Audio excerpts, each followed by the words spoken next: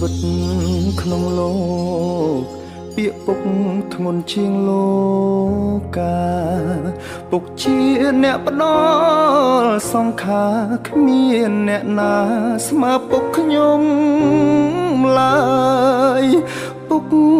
គឺជាព្រះជូនកូនហើយឆ្លងរកត្រើយទោះបីនឿយហត់ក៏ដោយពុកនៅឆ្លើយញញឹមជានិច្ច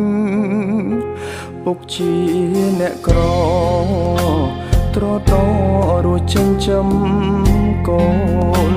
ជីវិតរស់សត្វដូចក្បូនខាយស្រពោនញើស្រោចកាយ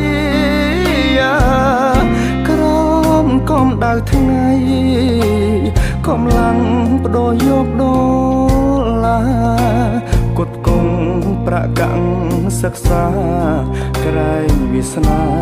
កូនផុតលំបាទឹកភ្នែកពុកហូ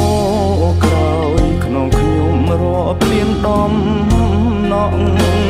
ពុកឈឺពុកហត់ពុកសងតែទ្រាំរួចដើម្បីកូនថ្លៃពុកមានជីវិតតែដូចទាស្គរផា